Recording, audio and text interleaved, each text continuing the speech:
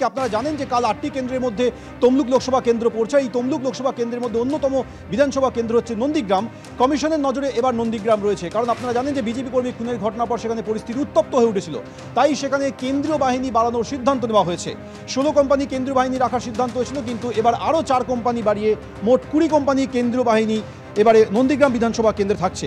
নির্বাচন কমিশন সূত্রে এমন খবর পাওয়া গেছে। নন্দীগ্রামে বাড়ানো হয়েছে 12টি কিউআরটি, অর্থাৎ আগামীকাল তমলুক লোকসভা কেন্দ্রে অন্যতম নন্দীগ্রাম বিধানসভা কেন্দ্র কমিশনের নজরে রয়েছে। কাল 6ষ্ঠ দফার নির্বাচন, বাংলার 8টি কেন্দ্রে নির্বাচন রয়েছে। এই 8টি কেন্দ্রের মধ্যে যেমন পুরুলিয়া থাকছে, ঘাটাল থাকছে আরও 6টি কেন্দ্র। পুরুলিয়া থেকে এই মুহূর্তে আমাদের সঙ্গে রয়েছে আমাদের প্রতিনিধি উজ্জ্বল মুখোপাধ্যায়, ঘাটাল থেকে থাকছে আমাদের আরও এক প্রতিনিধি সৌমিত্র রায়। প্রথমে উজ্জ্বল, তোমার কাছে আসবো। শেষ মুহূর্তের কি প্রস্তুতি দেখছো এবং নির্বিঘ্নে যাতে ভোট দিতে পারেন ভোটাররা, তার জন্য কি ব্যবস্থা নিয়েছে কমিশন? দেখো, প্রথমত বলি যে রাত পোহালেই ভোট এবং পুরুলিয়ায় ভোটের যে ঐতিহ্য তা সাধারণত দেখা গেছে যে পুরুলিয়ার নির্বাচনে খুব বেশি গণ্ডগোলের নজির নেই।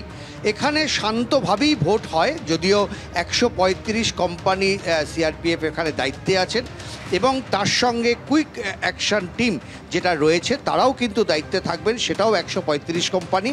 1903টে বুথে ভোট গ্রহণ হবে এবং সকাল থেকেই সেই ভোট গ্রহণ শুরু হয়ে যাবে। আমরা যে ডিসিআরসির সামনে দাঁড়িয়ে রয়েছি সেখানে কিছু রিজার্ভ মানুষজন আছেন, বাকিরা কিন্তু তাদের কেন্দ্রে পৌঁছে গেছেন। এই পুরুলিয়া এমন একটা জায়গা যেখানে পাহাড় রয়েছে, জঙ্গল রয়েছে এবং বেশ কিছু বুথ আছে যেগুলো কিন্তু রীতিমতন মানে ভৌগোলিকভাবে বেশ কঠিন। সেই সমস্ত জায়গায় কিন্তু ভোটকর্মীরা ইতিমধ্যেই পৌঁছে গেছেন এবং কাল সকাল 7টা থেকে ভোট গ্রহণ শুরু হবে। তাৎপর্যপূর্ণ হচ্ছে এখানে কিন্তু ত্রিমুখী লড়াই এবং মজা হচ্ছে যে তুমি যদি দেখো এখানে 4জন যে মূল প্রার্থী বা 3জন যে মূল প্রার্থী, 3জনেই কিন্তু মাহাতো। এখানে জ্যোতির্ময় সিং মাহাতো যিনি এমপি রয়েছেন, বিজেপির প্রার্থী। এখানে যিনি শান্তিরাম মাহাতো, যিনি বিজেপি তৃণমূল কংগ্রেসের প্রার্থী রয়েছেন, তিনিও মাহাতো। এবং নেপালদেব মাহাতো যিনি সিপিএম এবং কংগ্রেসের জোট প্রার্থী রয়েছেন। এছাড়াও কর্মীদের পক্ষ থেকে আরও একজন প্রার্থী কিন্তু উঠে এসেছেন, তিনি হচ্ছেন অজিত মাহাতো। মূলত এখানে আদিবাসীদের যে সংগঠন রয়েছে তার থেকে তিনি প্রতিদ্বন্দ্বিতা করছেন। ফলে সব মিলে এখানে কিন্তু মাহাতোদের একটা বড় ভোট ব্যাংক রয়েছে এবং প্রার্থী বাছাইয়ের ক্ষেত্রে কিন্তু এই মাহাতোদেরকেই সবচেয়ে বেশি গুরুত্ব দেওয়া হয়। আমরা যে অঞ্চলটায় রয়েছি এটা হচ্ছে ঝালদা অঞ্চল, বাঘমুন্ডি যে বিধানসভা তার মধ্যে একটা অংশ।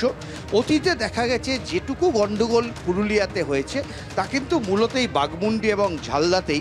তবে সেই গণ্ডগোল কিন্তু অন্যান্য জেলায় যে গণ্ডগোলের ছবিটা সামনে বারবার উঠে আসে। অর্থাৎ বোঝা যাচ্ছে যথেষ্টই তৎপর নির্বিঘ্নে ভোট করাতে প্রশাসন। অন্যদিকে আপনাদেরকে যেরকম পুরুলিয়ার ঝালদার ছবি দেখালাম, এবার ঘাটালে নিয়ে যাবো, আপনাদের ঘাটালের ছবি সামনে রাখবো। আমাদের সঙ্গে সরাসরি আমাদের প্রতিনিধি সৌমিত্র রায় এই মুহূর্তে রয়েছে, সৌমিত্রের সঙ্গে কথা বলবো। সৌমিত্র, ঘাটাল লোকসভা কেন্দ্র মানে আমরা দেখতে পাচ্ছি যে দেব একদিকে হিরণ চট্টোপাধ্যায় একে অপরকে আক্রমণ ঘিরে একেবারে তরজা তুঙ্গে রয়েছে।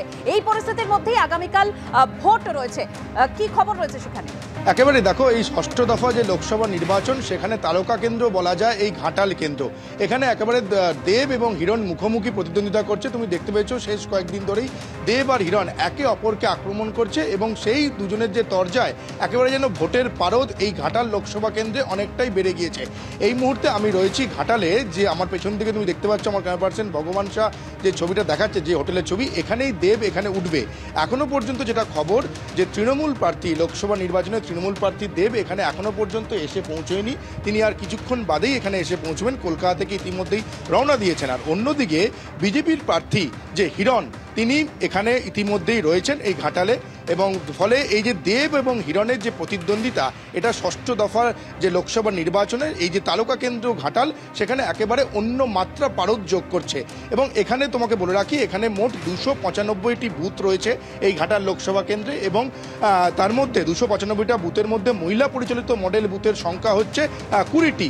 ফলে এই যে বুথের যে শেষ মুহূর্তের যে পরিস্থিতি, শেষ মুহূর্তের যে কর্মকাণ্ড, তা একেবারে প্রায় শেষ বলা যায়। আর কিছুক্ষণের অপেক্ষা, আগামী আগামীকাল সকাল 7টা থেকে ভোট গ্রহণ কেন্দ্র শুরু হবে এবং যে বিভিন্ন বুথে আমরা ঘুরেছি সেই বুথের যে ছবি সেখানে তাদের যে যারা পোলিং যারা অফিসাররা রয়েছেন, তারা যারা ভোটকর্মীরা রয়েছেন, তারা তাদের কাজ একেবারে নিজের শেষ মুহূর্তের কাজ গুছিয়ে নিয়েছেন। ফলে কাউন্টডাউন শুরু হয়ে গেছে, আগামীকাল সকাল 7টা থেকে ভোট শুরু হবে এবং সকলের পরিস্থিতি বিচার করে সৌমিত্র, ঘাটাল লোকসভা কেন্দ্র নির্বাচন কমিশন যাবতীয় ব্যবস্থা গ্রহণ করেছে। তোমাকে আপাতত ধন্যবাদ।